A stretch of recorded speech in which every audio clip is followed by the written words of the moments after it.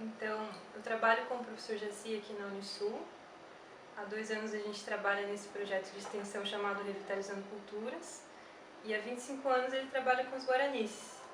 Aqui a gente viu no congresso, o primeiro congresso internacional Revitalizando Culturas, a apresentação sobre o Cidade Escola, que é o projeto de Thiago aí em São Miguel.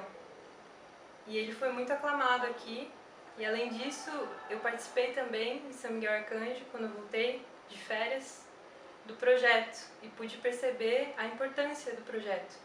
Existe um aprender dando-se de forma livre, algo como o Paulo Freire sempre ensinou, onde todos têm um conhecimento e lá eles compartilham.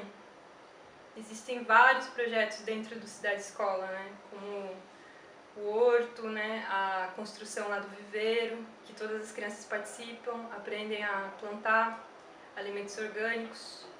Existe também o mapa afetivo de São Miguel Arcanjo. Existem várias atividades sendo desenvolvidas que eu acredito serem de grande importância para o município e para aquelas crianças. Além disso, eu percebo assim, o Cidade Escola como um projeto muito inovador. Assim. Eu tenho estudado assim, algumas pedagogias libertárias, umas pedagogias dos novos tempos, e eu percebo que ela se enquadra nessa nova forma de aprender, nessa forma mais livre, nessa forma mais fluida, onde todos são valorizados e respeitados em sua cultura. Gostaria de pedir o apoio das autoridades são-miguelenses para a continuidade desse projeto importante em São Miguel Arcanjo, que visa diversas formas de conscientização e tem feito tanto bem para as nossas crianças. Obrigada.